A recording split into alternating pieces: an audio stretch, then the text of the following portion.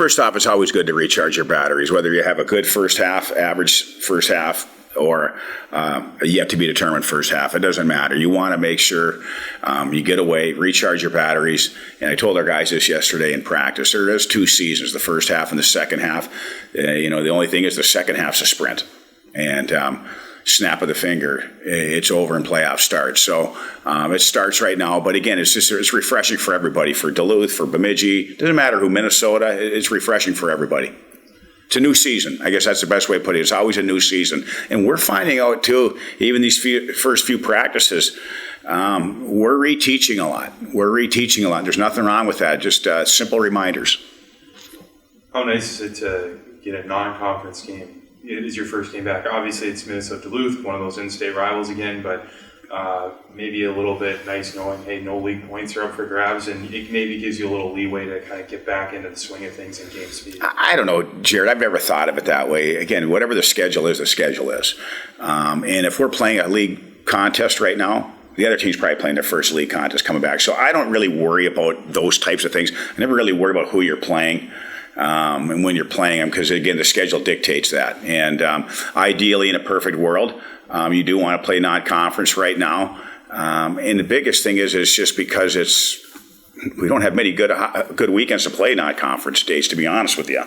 We got a couple in October, and we usually have this first weekend of January. And we use every now and then we use Thanksgiving, but that's typically a league weekend. Like, we have allocated weekends that are for non-conference, and there's not many of them. So anytime we can squeeze in these types of dates, it's good. So this is a non-conference date, but it doesn't matter to me who we play and when we play them, because again, both teams are doing the same thing. When you have these series where one game's back in October, another one's in January, there's a lot both teams can change and develop and grow. And when you look at Minnesota Duluth in the game you played against them earlier this year, how much can you pull from that game knowing that they've changed just as much as you changed? We're not pulling anything. And I'll tell you why. Normally I would, but it was the first game of the season.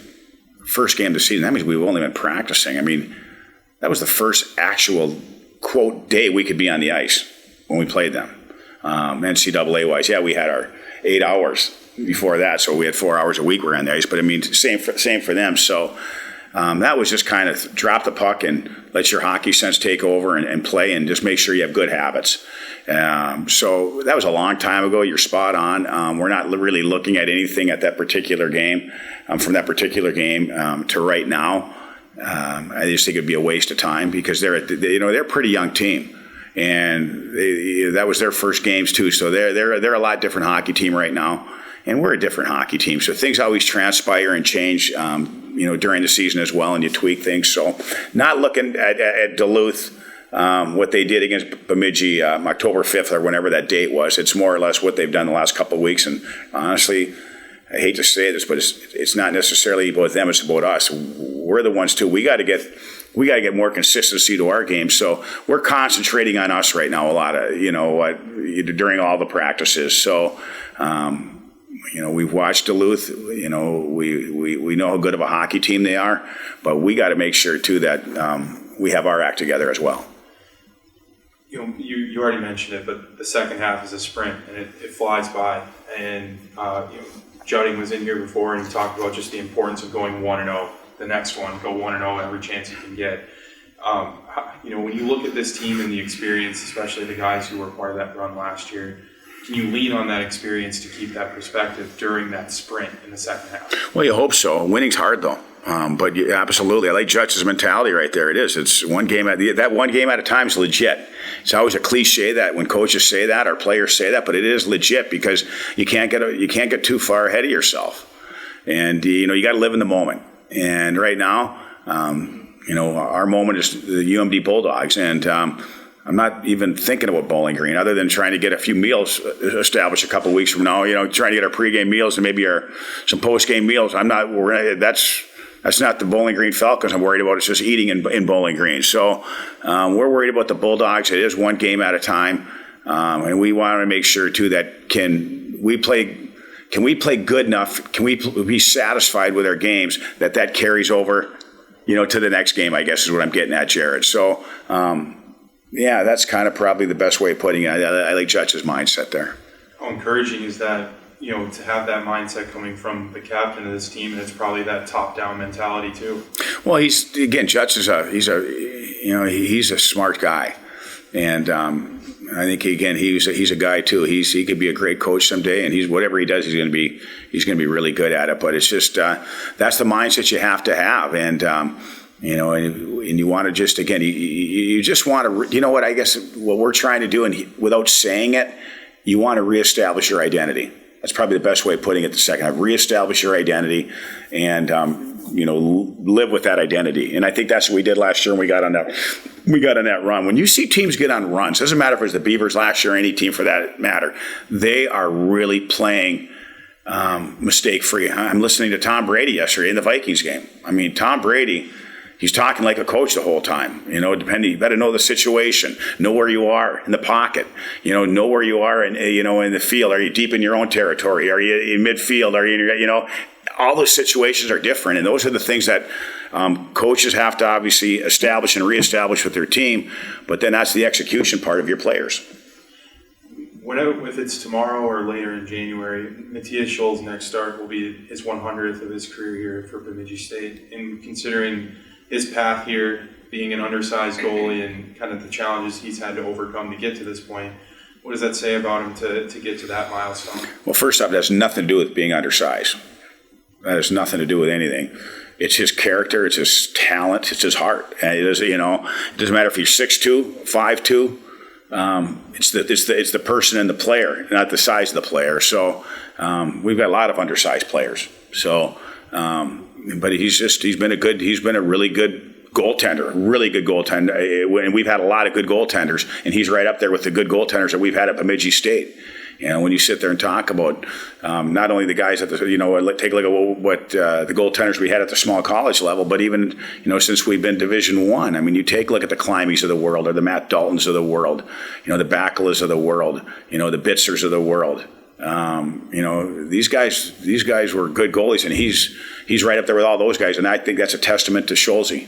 Yeah, I think break was big for us, especially after that last weekend against Michigan Tech. A lot of emotional highs and lows that weekend, so I think it was a good time for us to get a break from hockey for a bit, see some family, see some friends, and then regroup here a couple days ago. And we're looking forward to a game here tomorrow. Walk me through that last weekend, because it was, like you said, highs and lows. Obviously, that shootout win was big, getting that extra point, but obviously you wanted 3 there. The next night didn't go your way either. How long does that kind of sit with you when you go into that big break? Yeah, I think, like I said, that the break makes it a little easier in some ways, because you get time to kind of refresh and not think about it. But you think about it for a few days, and then it kind of goes away just like any other game, whether we won or lost. I think the break kind of helped clear some headspace about that. But that's just like college hockey. That weekend, things happen, and we've been a part of some crazy games the last couple of years. So, it's just another one of those.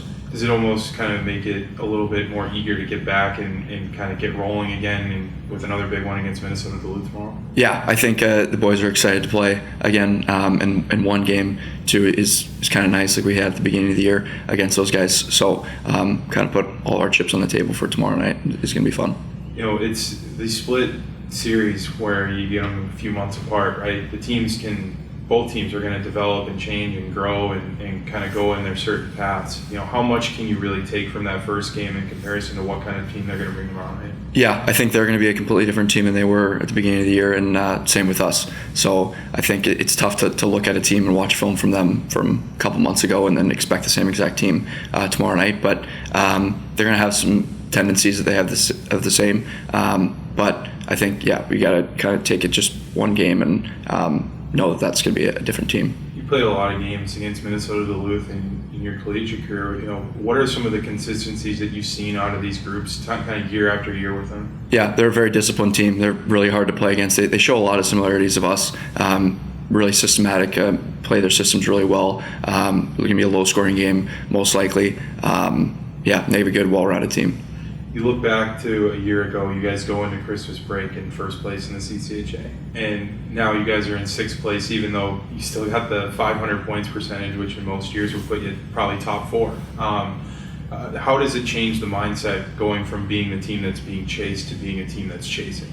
I think for us, it's just it doesn't change much. I think we just got to play one game at a time and stick to our identity as a team and let the chips fall where they may, because we can't control any other team besides ourselves. So I think going into every weekend with the 1-0 mindset of win the game in front of us is going to be super important, and wherever that ends up in the standings is where it ends up. Does it help to have this much experience to kind of keep that perspective as you go into the second half, when you have this old college hockey team who's been through these moments before? Does that experience help the perspective? Yeah, I think so. I think making sure the older guys in our team know that we're not panicking right now where we're at in the standings, and we kind of control our own destiny, and we still have a lot of games left. But we also need to understand the importance of every game that we play, and hopefully that translates into a top spot here in the league.